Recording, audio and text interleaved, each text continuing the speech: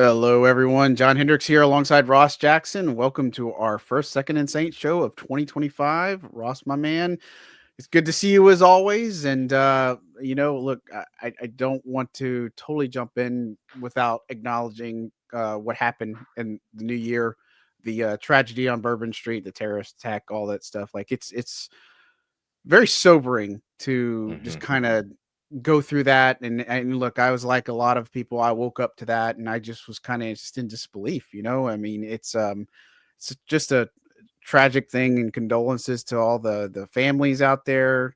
It's just it's hard to put a finger on it, right? And I know New Orleans is resilient and all that, but this is the type of stuff that shouldn't happen in the first place, right? So Yeah. I got to completely agree, man. I mean, we're both children of this area and everything, and we've been brought up and are a part of this community, and we've seen this community manage and go through so much and yeah. get punched and get back up. And I think more importantly, punch back is something I think the city of New Orleans does very well. And so I expect that that's what we'll see here. But nonetheless, love, thoughts, prayers, good vibes to everybody, whether impacted directly, indirectly, people who were injured, people who know people who were injured, or harmed or lost. Like our condolences to you before we get started today. I'm glad that we were able to start there, John. Thank you for that. Yeah, of course, and it's great to see people rallying. Hmm. People donating money to the victims and their families. All the stuff that's going to go on, and it's going to be a process to heal. But New Orleans, again, I hate saying it's resilient, but again, they do overcome, right? And Hmm. it's just the thing. So definitely wanted to make sure we mentioned that before we actually talk about football, because that's way more important than football and stuff. So, Yeah. but Ross, man, look, we're looking at. Obviously, this is the season finale against the Bucs. We kind of know how this is going to play out, right? Like, we can sit here and preview the game, but really, I think where we want to start in this particular one is coaching search, right? Like, I mean, Hmm. this is a big thing. Tony Pauline from Sportskeeda, he put out something that said this is kind of what he's hearing based off of some, executives and things like that, talking about Aaron Glenn might be the guy. Mickey Loomis is probably wanting to keep coaches in there. And look, this is kind of lining up with what I wrote if I was playing GM. I get just see this progression of things of like how it goes. But your thoughts on what's been said lately, where the things stand with this team and the coaching search, and how true do you feel like Aaron Glenn is the guy? Yeah, look, I think Aaron Glenn's going to be, near, if not at the top of the list for New Orleans. Anybody that's a former member of a coaching staff that goes on and succeeds somewhere and has the opportunity to come back to be head coach, they're usually at the top of that team's coaching staff. That's not just a Mickey Loomis thing. That's not just a New Orleans Saints thing. I still think, though, that they have to cast a wide net here. I still personally think that going away from what they've known before is going to be more constructive for them, but that doesn't mean that that's what they're going to do. That's just my Right. opinion. And it doesn't mean that they're wrong. We won't know that they're wrong until 3-4 years down the line from now, in terms of how things pan out with whatever coaching, whatever head coach they do hire. I do think, though, that things are getting a little bit overblown editorially when it comes to how information is being presented. I actually don't blame the fans for this. I think we should be doing a better service to how the information is being presented to the Mm, fan base. And we can't just say that Mickey Loomis wants to, that Aaron Glenn is going to be open to, retaining members of the coaching staff that Mickey Loomis wants to retain, without drawing a line or further defining what that actually means. Aaron Glenn being willing to talk about keeping those coaching staff members does not mean that he would agree to keeping those coaching staff members. And some coaching staff members that Mickey Loomis wants to keep does not mean the entire coaching staff would be retained for the New Orleans Saints by Mickey Loomis. And I think those are the things that are kind of being taken from the way that the information was presented, because the information wasn't presented in great enough detail. And so that's the one thing I feel like we have to do a better service of to the fan, to the reader, in terms of helping them understand, like, this is the process. There could be anywhere between 1 to 5 to a majority of the coaching staff that Mickey Loomis could be interested in keeping.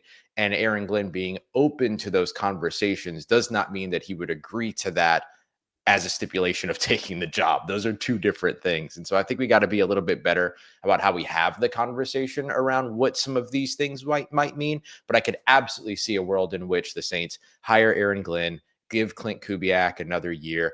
I don't see why you move on from guys like Andrew Janoko, Keith Williams, and Clancy Barone, Mhm. Derek Foster, for instance. You got to figure something out on the defensive line and with that defensive staff. But I don't know how much you really have to change over on the offensive side of the football in the first year of what's going to be a multi-year rebuild, or when it comes to the coaching staff, excuse me. And so I just wanted to kind of highlight that as, like, when you're hearing these rumors and everything like that, you might be forced to dig a little bit deeper based upon how the information is being shared. Yeah, and absolutely, and I think the way people look at it is, well, Mickey Loomis is calling the shots. He's going to say whoever is going to do this and all this other stuff. Like, I think that's kind of what the takeaway was in Hmm. people reading this. And look, I don't get the sense that Mickey is not going to be the one that leads this. We've been saying this for months. Now, whether that's the right decision or not, again, we're probably going to find out in a couple of years, but it all makes sense. It all tracks that if Mickey's the guy, he will have some input, a lot of input, and work hand in hand with the coach, which he has done for years, going back to Sean Payton. Now, him and Sean butted heads a lot. DA was probably more of a guy that, okay, I have some thoughts. Mickey has the final say on a lot of things, right? And so, look, I think for this, it does make sense, right? And we've talked about they got a $40 million decision to make on Derek Carr. If they bring back Kubiak and Janoko and some of these guys and say, okay, we like this offensive style. We're going to chalk this up to injuries. We're going to chalk this up to all these other things, which they might do.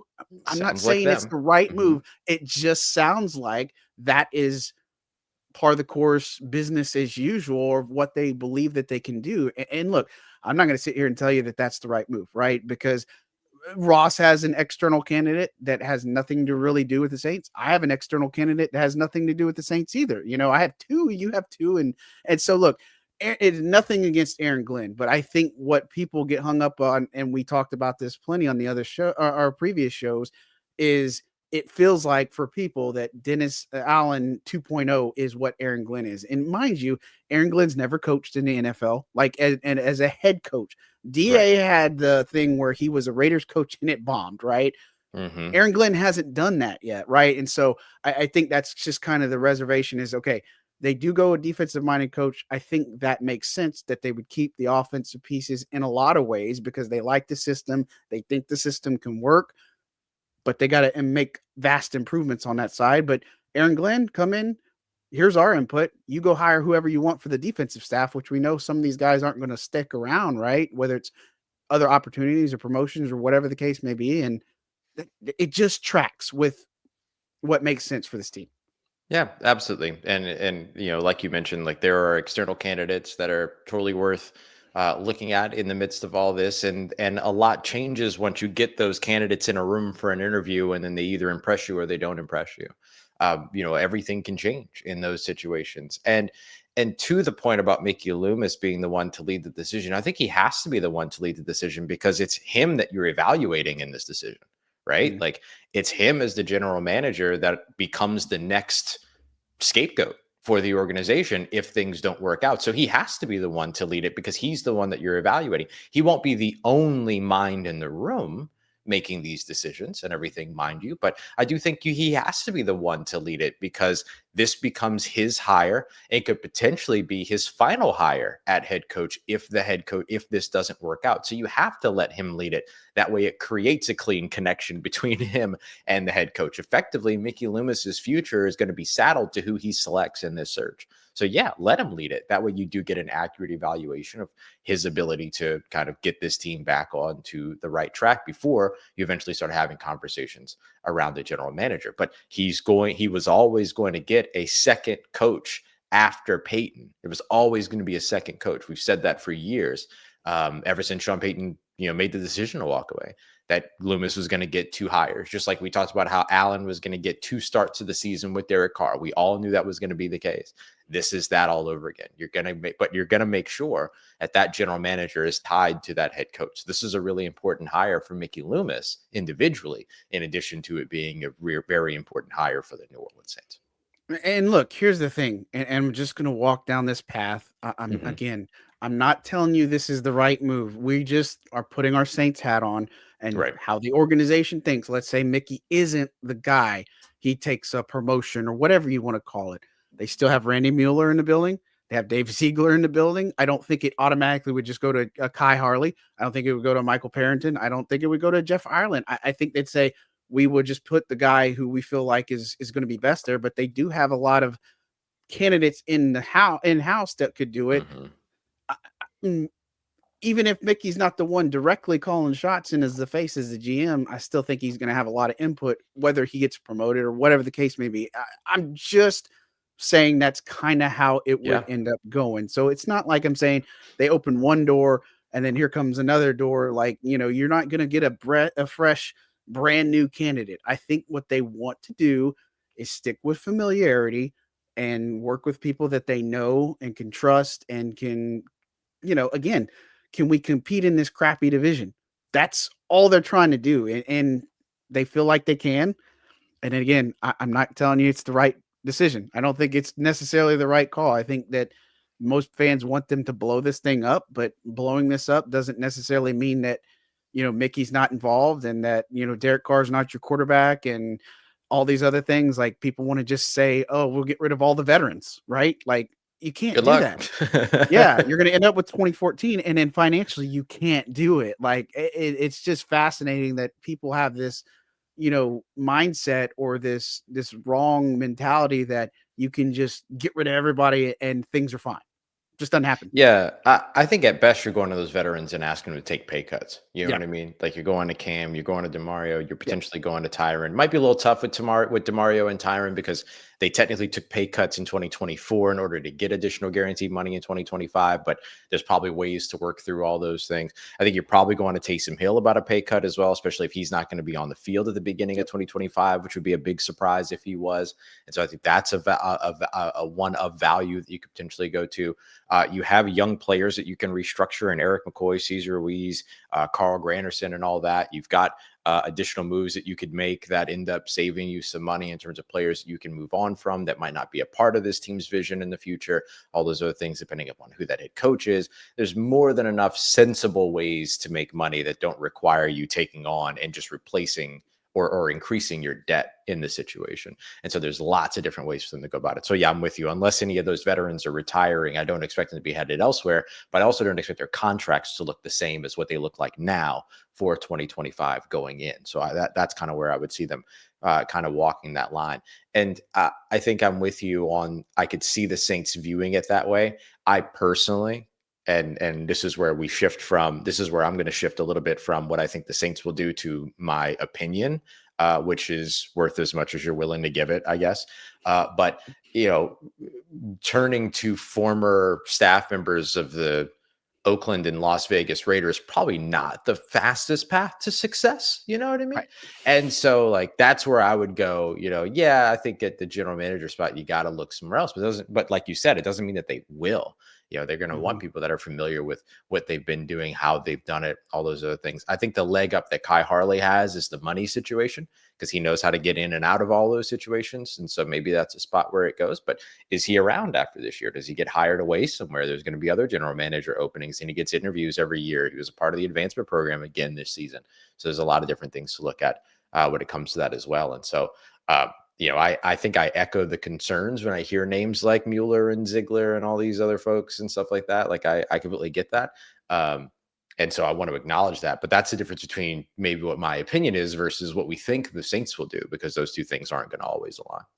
Yeah, and again, the biggest question mark is Derek Carr, his contract. Hmm. Like, there's financially, they have to make that decision, and again, it's not like you can designate everybody for post June 1st cuts. And even if you do that, you're still having to carry that salary until it's June 1st. So it like limits you a good bit here. And look, is Derek Carr is he a $40 million quarterback? I mean, come on. The reason why that's the case is because they restructured him last year, right? Right. Like, I mean, that's the main reason why his cap hits.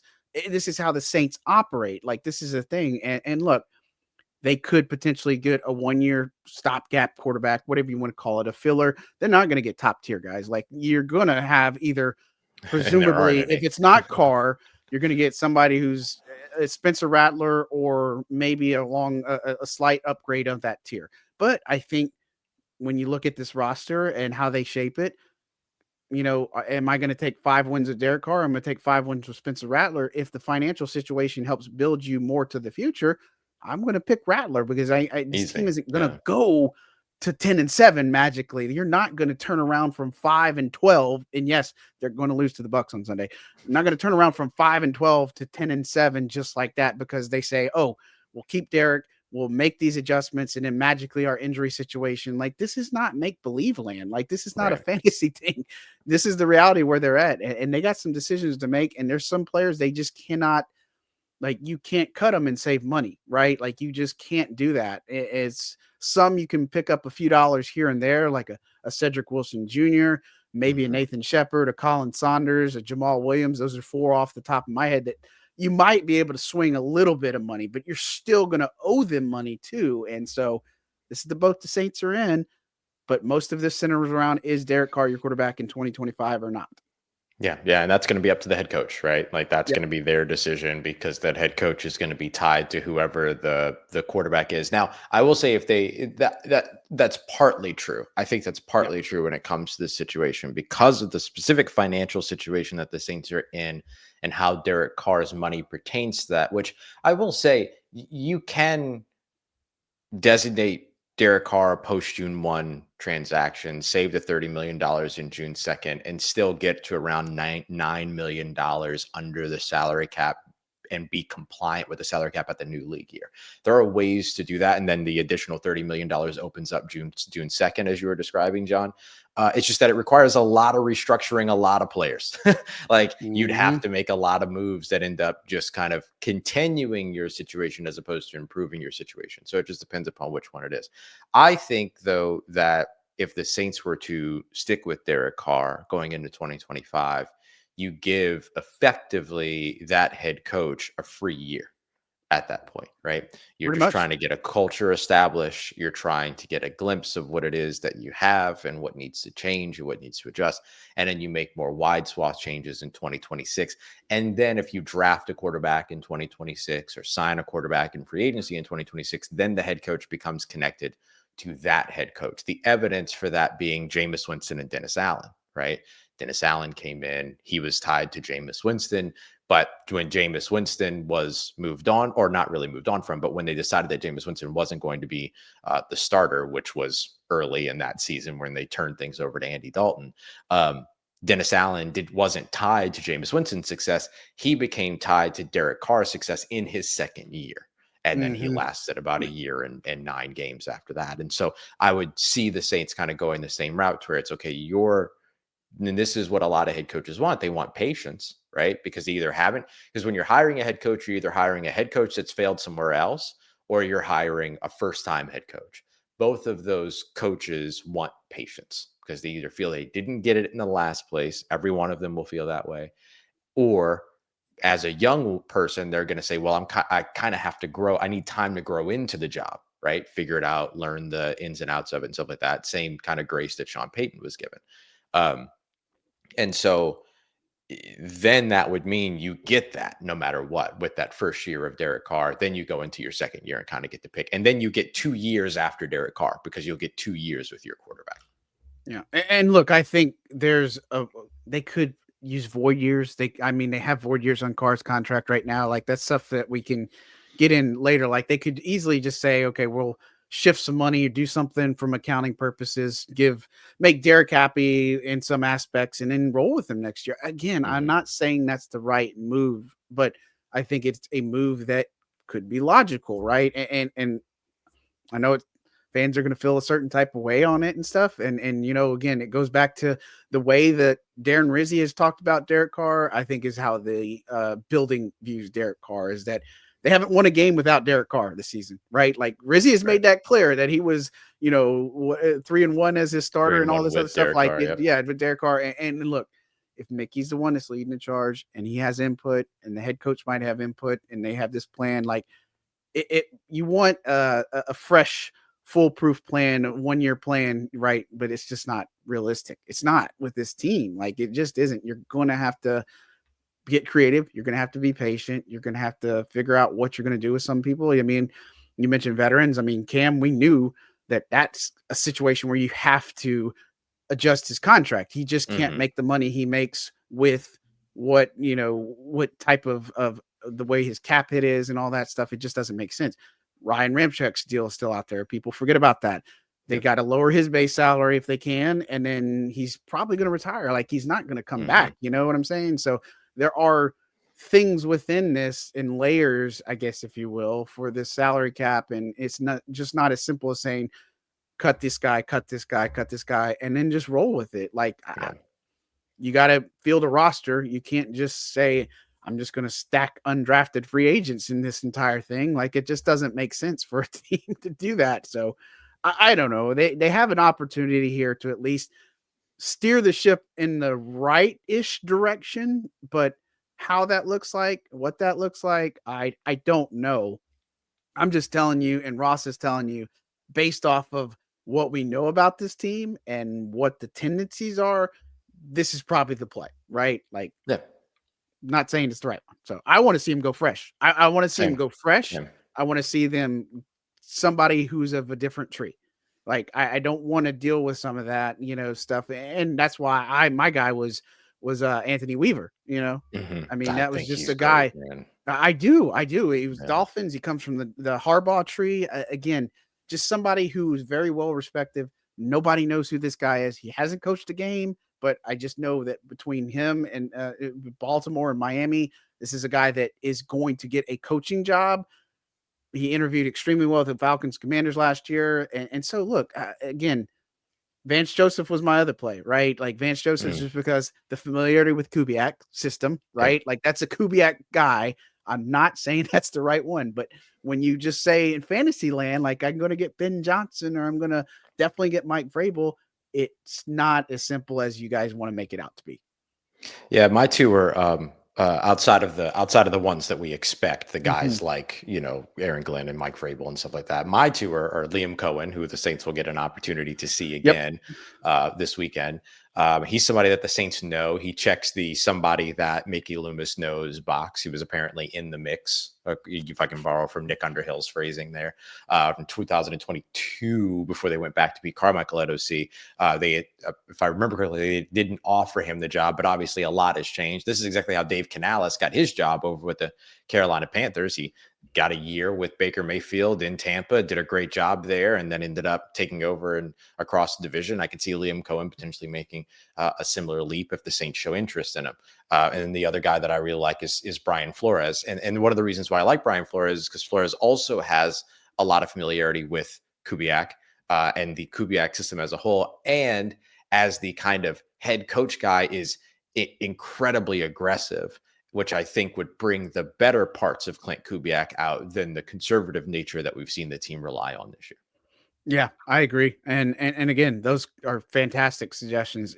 One that I do want to throw out there, and you probably know where I'm going because it's surfaced up. John Gruden's name Oh comes up. yeah, yeah, yeah, yeah. Everybody's like, let's put two and two together because he had that thing with the Saints where he kind of advised, consulting role, as DA called Hmm. it, and all this other stuff other things that came out from that. Is that a legitimate area or that they would explore? Or, you wrote on this too. There's a Hmm. lot John Gruden has to overcome to be a head coach again. Yeah, absolutely. I mean, look, this is a guy that resigned in disgrace from the Las Vegas Raiders after emails were found that contained misogynistic, homophobic, and racist language in those emails and stuff like that. And that's not an easy thing to come back from. I don't care how long ago it was, when 90%, 80% of your locker room looks like the people that you disparaged. People are going to remember that, I imagine. And so that's going to be the tricky part when it comes to any type of John Gruden conversation. But I know that teams are kind of doing their homework, I think is the word that Tom Pelissero kindly chose when it came to that. I'll say it more outright. They're vetting to figure out how much of that was just like some crap he said in an email versus how much of that is like the human and everything like that. And they're trying to figure these things out.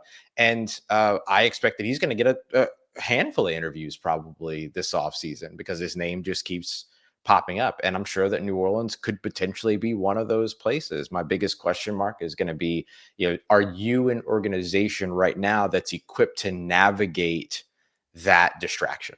And I don't think the Saints are. I don't think the Saints are a good enough football team at the moment for that distraction to not be of detriment to where their focus needs to be, which is improving their roster, improving their coaching, improving their situation over the course of the next few years.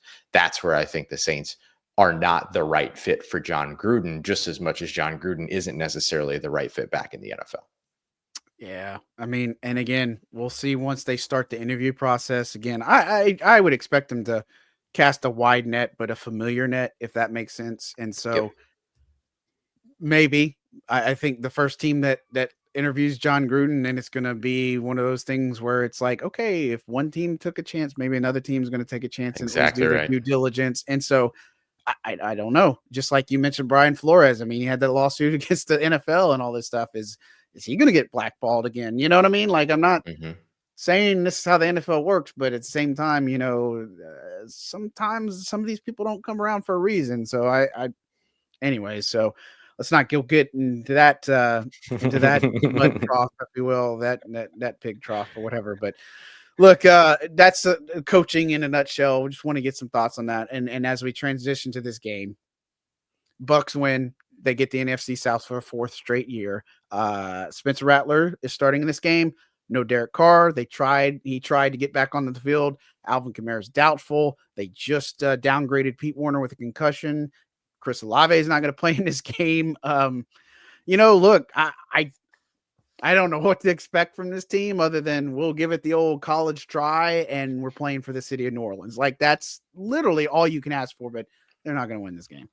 Yeah, I think it's a long shot for that. I think you got to look for the wins elsewhere, because I don't think the win's going to come on the scoreboard. What kind of play do you get from Spencer Rattler? Can you get that first half again that you got last week, but then sustain it and play 4 quarters? Can you be Mhm. competitive? Can you keep it interesting? Can you keep it close? Can your run defense stand up to the number 4 rushing attack in the NFL and Bucky Irving, the rookie that's averaging 5.5 yards per carry? Can you get some good things out of some of your young players? Can you keep Mike Evans from getting 85 receiving yards to get his 11th consecutive 1,000-yard receiving season, which would tie a record set by Jerry Rice back in 1996 for most consecutive 1,000-yard receiving seasons? Like, I think those are the boxes that you're looking to check if you're the New Orleans Saints, and maybe try to impress a little bit Liam Cohen over on the other side and get a little bit of a closer look at what it is that he's doing. I mean, his offense hung 44 on you last time that you met. Plus, there was the defensive touchdown, which made the total score 51, but 44 came from the offense. And so I think if you're the Saints, you're watching that guy too. And so I think those are the victories that you're looking for New Orleans. You're not necessarily looking for one in the win loss column. Yeah, and let's not forget last time they played, Tampa destroyed them on the ground. Mm-hmm. Like, they almost put Big up time, 300 200. rushing yards. Yeah, it was like The 270 lowest something. was 5.8 yards a carry, and I think that Oof. was Bucky Irvin. Like, it was Mm-hmm. bad. Even Baker Mayfield was averaging like 9 yards a carry in his 3 attempts, but that was a kind of like an ominous, like, okay, this is a precursor to the Saints run defense, and we've been proven time and time again this season they're not good, right? Like, the Saints Mm-hmm. run defense, whether it's scheme, assignment, gap, like, however you chalk it up to, it's not there, right? And for the Bucs, Baker Mayfield is playing exceptionally well, and it's crazy to think he didn't make the Pro Bowl. I don't know about that one, and of course, Pro Bowl popularity, all these other stuff. Like, Mm-hmm. I get it, but Saints didn't have any Pro Bowl players, unsurprisingly. Yeah. But One for of the only four Saints, teams and the only NFC team to not have a Pro hmm Bowler. yeah, but keep doing what you're doing, right? Like, I mean, come on, y'all. Like, it's just if this is not a sobering thing for this team, I just don't understand what will be this entire season. But anyways, I digress. But the Bucs, look, they got it on offense. They can really make something of this. The Saints have had trouble stopping the run. I mean, they gave Amir Abdullah, who's almost 32, his first 100-yard rushing game, the Yeah. career high, and he's been in the league for 10 years. Like, and even before that, like almost a no-name guy in the Packers was running on you. Like, this has been a problem all year, and every running back that's come in, all respect to them because they're very extremely talented. I'll never be a running back in the NFL, but they've let these less than running backs on paper, talent-wise, just run all over them. I expect the same thing for the Bucs here. Oh yeah, they're going to lean on that run game big time. Bucky Irving, Mike Evans, those are going to be the two focuses. I expect that they're going to force feed Mike Evans when they can, but they're mostly going to stick to that run game and just challenge that Saints defense to stop them. Pete Werner, one of the more secure tacklers in the defense, is not going to be a part of this team this weekend, or part of the game this weekend. And so I think you're going to look at Willie Gay and Nephi Sewell getting snaps next to Demario Davis. So you're going to lose a little bit when it comes to the ground game, even with what you do have. And so I expect the Rams to do that, try to control the football, keep the Saints offense off the field, basically. And, that's what the Raiders did last week. I mean, they had several 10-plus play drives. I think you'll see the same thing from Tampa this weekend. Yeah. And look, on the offensive side, we're not surprised that Chris Olave is not playing. Like, we never expected to see him back in the first place. And the only way, and I think we said this on past shows, but the only way is if the Saints were in the mix for a playoff, spot, Yeah. which was out the window several weeks ago. And so, again, I don't know. Spencer Rattler has said they just want to put a complete game together. And again, what that looks like, if you can move the football some and put up some points, then I feel good about that. Like, I think that if you can put some points up on the board, like they have not been good in the scoring department, right? Like, if you can get over 20 this game, I feel like that's a win. I think if Spencer Rattler can toss a couple of touchdown passes, I feel like that's a win for me. But, Tampa's defense is going to be chomping at the bit in this one. They're going to try to do everything they can to knock off this rookie quarterback, and it's been a struggle and a problem all year. And again, I just hope it doesn't get as ugly as it has been in these past several games, because this team just, I don't know what glimmer of hope you want, right? Like, it just doesn't seem like there's anything there to constitute and saying, okay, well, they're just going to magically put it together, spoil the Bucs from getting into playoffs, and Atlanta's going to get in. Come on, y'all. Let's Right. wake up a Yeah. little bit.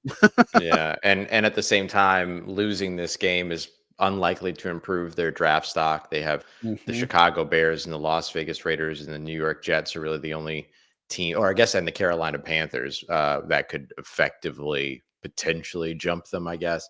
But they don't really have a big area to move. They can't really get any further down than 8. And they currently sit at 10, which, if this were a draft with better quarterbacks, that would make a difference, because your draft value and pick value and all those other things would kind of be boosted if there were a quarterback left on the board. So being 2 picks better just increases your opportunity to have that quarterback on the board, whether it be that second tier, first round quarterback, like a Penix Jr., like a Bo Nix from last season. Like, you can get some capital moving back in that situation. But this year's class as a whole isn't a very strong draft class, and some positions are stronger than others, and the positions that are strong are ones that you don't have to invest in too highly because the positions are so deep. Edge, running back, stuff like that. Lots of really good running backs, good interior defensive linemen, stuff the New Orleans Saints need, but get things that don't drive up draft pick prices because of the positional value and all these other things. And so losing doesn't really help you either in this situation. The only thing that a loss really does is that it keeps the Atlanta Falcons out of the playoffs. And so I think, like, that's the thing that is so interesting, and is kind of this interesting little nexus of representation of what this season has become, John, that as the Saints go to their season finale, a loss, and therefore the Atlanta Falcons not making the playoffs is of greater interest to the fan base than any benefit that comes with this team showing it can win before the season is over. It's a very interesting situation for a team to be a part of. Yeah, I mean, it's pettiness, right? Like, I mean, that's Right. not surprising there. And look, the reason why, like, there's no possible way they can go in the top 5 for a draft pick, like you said. But one of the reasons why it's hard for them to jump up too is because this tiebreaker goes to strength of schedule. The Saints have one of the weakest like strengths of schedule. So now Right. this is what hurts you because everybody's like, strength of schedule. Well, you should be winning these games. And I've gone on a tangent about how that is just stupid, right? Like, I mean, Yeah, we just shouldn't be using strength of schedule for any yeah. kind of tiebreaker, by the way, No, like at all. well, I don't think so at all either. But it's just like the strength of schedule argument is just a moot point. You know what I mean? Like it doesn't Yeah. really matter. You know what I mean? Because teams get better every offseason traditionally.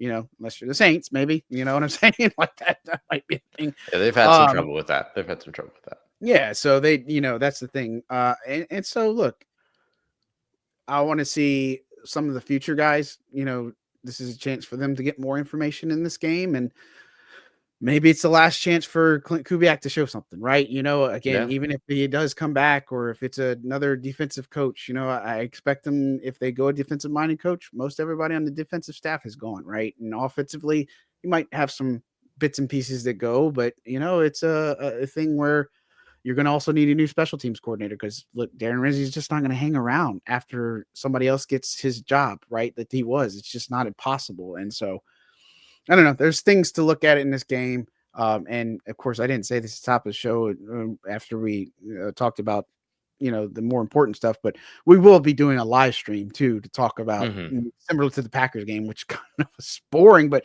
we had a great time doing that. I know Ross is hosting the Saints pregame show and postgame show over there in the studio. So that's awesome. Shout out to you for that. And so, Thanks, but dude. again, another chance to get some information for this team, and what they do with it is going to be on the coach that's next coach or the next GM. And we Yeah. don't know who that's absolutely going to be right now. Yeah, absolutely. One other thing I would say to watch in this game, I'm curious to see on the special team side, JT Gray and Rico Payton, can they close their season out strong? There were actually quite a few people out there that was surprised that JT Gray Yeah. wasn't a Pro Bowler, and to my understanding, wasn't even top 10 as a special teamer, unless they only released the top 10 stuff for skill positions, offense, defense, and stuff like that. But very interesting there because I think he led the NFL in special teams tackles, and so you figure he would be up on that list. But that's okay. He also blocked a punt this season, field goal punt this season. One He'll of be those an things. all pro, which He'll is be all more pro, important than a which Pro is more Bowl. But important. yeah. Yeah. But so just looking forward to seeing those guys be able to close out their season strong. And then for the Saints offense, what I would keep in mind too is that the Bucs secondary is going to be a little weak. Antoine Winfield and Jamel Dean both out with knee injuries, if I remember correctly. And then you have Jordan Whitehead, scary situation actually on Saturday morning.